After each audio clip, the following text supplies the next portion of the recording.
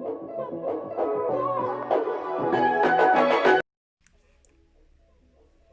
guys, welcome back to my channel. So today we're going to be talking about how to grow your channel. Okay, so many of you are wondering, why would you want to tell us about growing your channel when you've got less than 50 subscribers? What I believe is I am going to grow. Besides, information is information, and we can grow together as small YouTubers. So I'm hoping that maybe, months later or years later, I'll look at this video and be like, oh, when I've got 5 million subscribers, and I'll be like, I made it, I made it using all those different steps. So because I'm a small YouTuber myself, this is basically from my research when I started my channel a few weeks back. So this is basically research from other bigger YouTubers. The reason why I did this was so many people do it when they are now big, but nobody really does it when they are starting, when they are small. So this is basically to help you and me to grow. So I know that most of the comment section will be sub for sub, which is good. We can grow together. But before you do that, please subscribe to my channel. Okay, so the first thing, I'm going to be reading from my book because I'm old school. So what? Okay, so the first thing that I researched, I learned from those how to grow your channel videos, is that first of all, you need a YouTube channel, right? You've got that. But when oh my goodness, when you start your YouTube channel, you need to fill out the certain things for your channel. So basically, you need to have a profile picture for your channel, so that to avoid it being a basic blank thing, else somebody's not going to subscribe, is not going to watch it, because they're like, who is behind that, or it needs to speak something about what your channel is about. I feel like I'm repetitive. Okay, so on the channel, you also need to, they say that you also need to have a pop name. When I say channel name, so that it isn't boring, in like a boring channel. So I'm hoping that my channel name is popping enough. Anywho, the next thing about the channel is to you go to the channel studio, you do the necessary settings, you customize your channel. That means you do the art, what else did I do? You need to the necessary settings, so many things that you basically need to go and fill out the necessary details for your channel, so that it becomes visible, it becomes authentic, so that when somebody subscribe, you need to fill out the about the description box for your channel. Basically, you need to say what your channel is about. Is it about gaming? Is it about cooking? Is it about mine is a lifestyle channel? So basically, I talk about all things lifestyle, be it hacks, be it social issues, be it anything that can make somebody's life easier, hobbies, movies, anything. That's what my niche is about. So you need to fill out. So when filling out, I researched, they also say that you need to put hashtags. Okay, so say your channel is about lifestyle, so you can say, when you are doing the description box, the tag box, you can say hex, and then put a comma, and then automatically it becomes a hashtag. So this helps when somebody is looking for something when they are browsing, right? and then say with the number of hashtags that you put that are relevant for your channel, of course, then your channel can pop up. Say somebody, I did a video about period hacks, so I can put on my hashtag, say period life hacks, right? And then when somebody's searching about, period stuff, yes, period stuff, then my channel can pop up because it's in my description, it's in my description tags. Is that it? Yeah. And then fill out the channel art. I need to change my it reminds me, I just basically put the channel art that was the general channel art that was available at that time, because I hadn't thought about what I was going to do. I need to do that. So basically filling out your channel, your profile for your channel helps the visibility, helps the authenticity, and helps somebody to be invested in your channel. Okay, so number two, research and plan ahead. So with research, obviously nobody told me, but I realized that for you to get your channel to grow, you need to research. When I'm talking about research, I mean research about, mine is a lifestyle channel, yours may be, say, gaming. Let's say gaming. You need to research about gaming. Okay, what the gaming trends, the gaming channels, so that you can also learn from them. The bigger channels, you can learn from the bigger channels. You can research using Google, you can research using BuzzFeed. I joined BuzzFeed because while I was researching on how to grow your channel, somebody recommended that you need to research the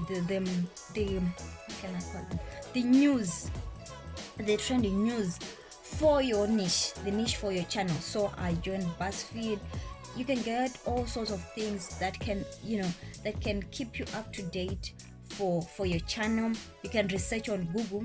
You can research using Instagram, just basically typing things that are relevant for your channel. It can make you grow.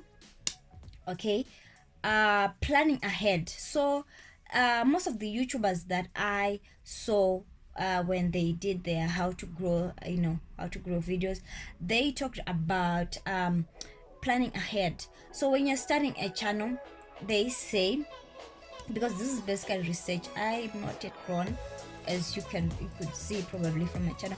So this is basically research. So they said, so I'm going to be using they said that you need to plan ahead. So basically say when you start a channel, right, you need to write down different video ideas, different ideas.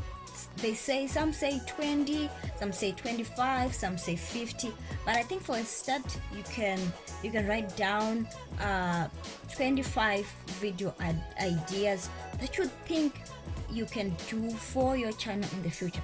So I did that, and I realized it is so helpful. Why? You say that when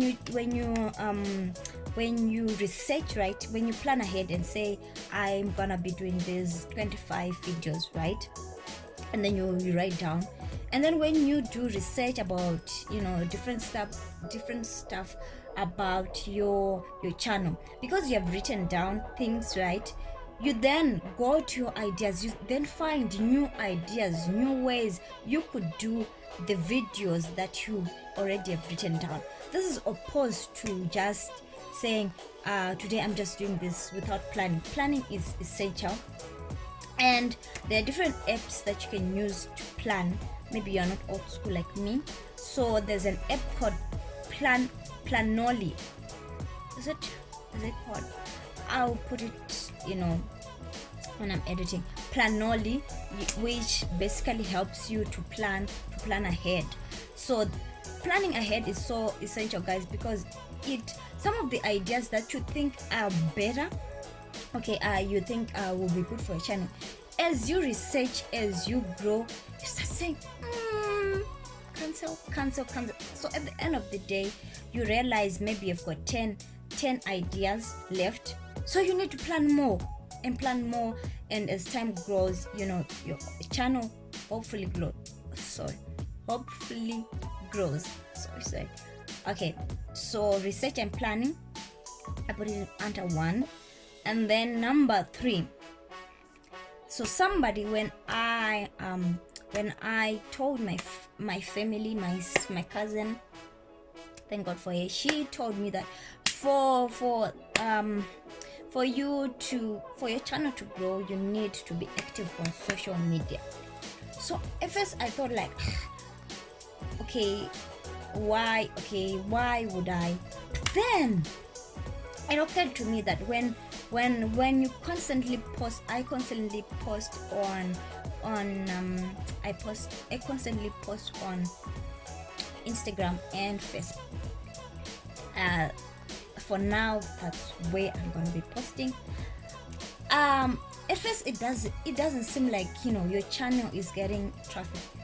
Of course, to me it doesn't. But then when people started, my friends and all that started coming to my DM, or like some DM'd me on app and said like, Kuda, we are seeing activity on your social media, you are doing it, we are being inspired. So at first it doesn't seem like much, but I think when people constantly seeing that there is action elsewhere on your channel, when you constantly put your channel, your thumbnails, I think people at least want somebody who someday be inspired and be like, let me subscribe and see what Kuku is doing. Let me subscribe. It might not get as much subscribers, but I think if it gets you the support of your if it gets you the support of your friends and family, I think in the long run, because it's not this is not a short-term solution. In the long run, it will get you subscribers. It will help others who to know that you're doing something. Okay, and then number 4, it says sharing to your friends and family. Okay, so this, when I started my YouTube a few weeks ago, I was so hesitant to give people my channel to share to my friends and family. Why? Basically because it seems, it still does, but lesser every day. It seemed like I'm doing absolutely nonsense. So I was so hesitant to share to my friends. But then I watched a how to grow your channel video, like I said, research, and somebody and that YouTuber, I don't remember her name, talked about sharing to your friends and family gives you the upper hand. Say, how if you're like me and you are in Zimbabwe, YouTube is now getting that visibility. People are now like getting into it, but it's not as much. Like it's kind of like a new thing it's not a new thing, but it's kind of like a new thing. So usually when you share things like, now a YouTuber, and people will be like, you're probably wasting time, and people, because they know you, and they're like, what will you be doing? It's something like funny. So she said, by you sharing to your friends and family, it gives you the upper hand, to laugh less. Of course, she didn't say that, but it gives you the upper hand. It gives you that esteem, as opposed to them seeing it on a platform. Say, they see it elsewhere, and they'll be like, you're doing YouTube, Chichi. So if you show your friends and family, you get the upper hand, 1, and 2, you get hopefully, if you have good friends and good family members like I do, they give you good criticism, like you need to do this for your channel, you need to do this, or this. They get you ideas, as opposed to strangers, because strangers do not know you, they don't know where you're coming from, they do not know how you are raised or something like that. So their criticism is effective, of course, but your family knows you best, knows how you are, so they are going to be giving you other ideas. So like I said, my cousin, she taught me to post on Instagram, and it has helped me a lot. And when they, when your friends and your family pump you up like mine do, it gives you the esteem. Because let me tell you, I don't know if it's just me, the fact that you're going to you're talking to a camera when there's nobody, it seems so funny. And if you're like me, I've had to deal with low self-esteem issues. My family and my friends have helped me to like, Kuda, you're doing great. Hopefully they are telling the truth. But you need that to give you courage. Okay, so number 6, there's a video that I watched. It said that to grow your YouTube channel, you need to post in a with a vibe, like with a positive attitude.